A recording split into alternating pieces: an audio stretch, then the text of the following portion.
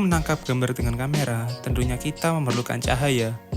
Selain untuk menerangi gambar, cahaya juga akan menciptakan bayangan pada suatu objek. Image Maker memanfaatkan cahaya dan bayangan untuk menciptakan kontras pada lukisan hingga layar lebar.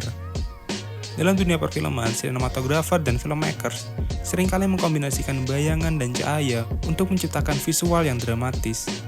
Kontras antara terang dan gelap akan menciptakan tampilan 3 dimensi pada media 2 dimensi. Itulah yang kita kenal dengan nama chiaroscuro.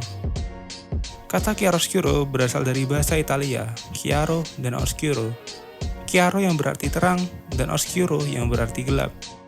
Chiaroscuro dipopulerkan pada zaman Renaissance, di mana teknik ini terletak pada lukisan-lukisan karya Leonardo da Vinci, Caravaggio, Vermeer, dan Rembrandt. Kalian bisa lihat bagaimana chiaroscuro membuat subjek terlihat lebih menonjol daripada background. Mereka mencampurkan cahaya dan bayangan untuk menciptakan kontras visual dan membuat gambar terlihat lebih memiliki dimensi. Film pada dasarnya juga merupakan media 2 dimensi, maka dari itu, banyak filmmakers dan sinematografer menerapkan pencahayaan chiaroscuro di film mereka, sama seperti pelukis yang menerapkan chiaroscuro di lukisan mereka. Teknik chiaroscuro dalam film mulai berkembang saat masa pergerakan ekspresionis Jerman di tahun 1920-an. Pencahayaan chiaroscuro bisa kalian temukan di film-film seperti The Cabinet of Dr. Caligari, Nosferatu, Metropolis, dan M. Teknik pencahayaan ini di film-film tersebut menciptakan efek surrealis.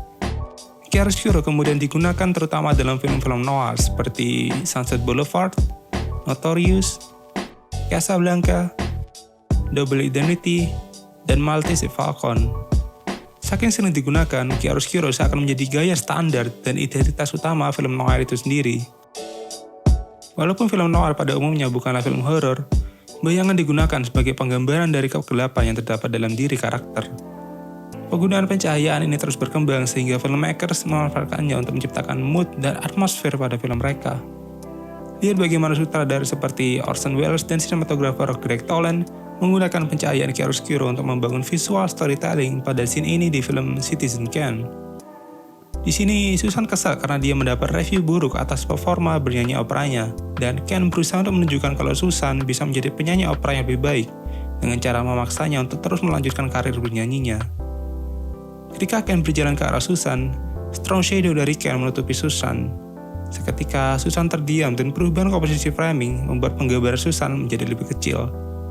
Chiaroscuro digunakan untuk menunjukkan kalau Ken memiliki kuasa atas Susan. Penggunaan lighting dengan kontras yang tinggi bisa menambah kesan yang unik dan membuat gambar terlihat lebih stylistik. Seperti pada film Sin City.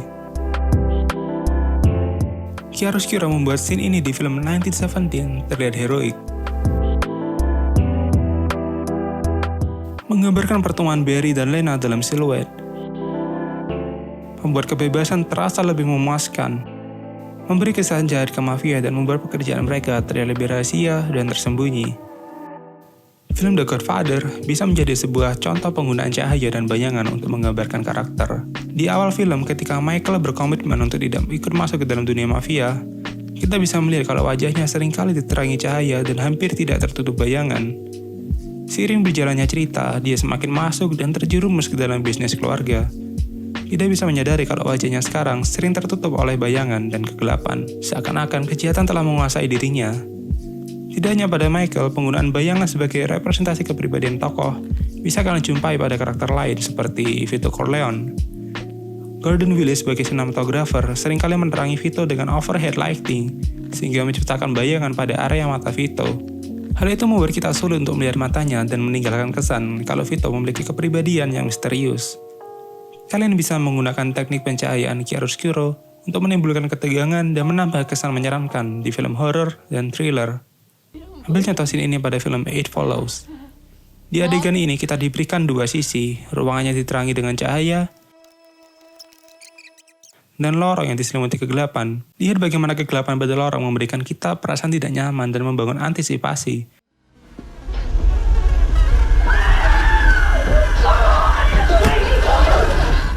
Contoh lainnya dari penggunaan bayangan untuk membangun antisipasi adalah di adegan ini pada film American Beauty. My job. Don't lie to me. I saw you with him.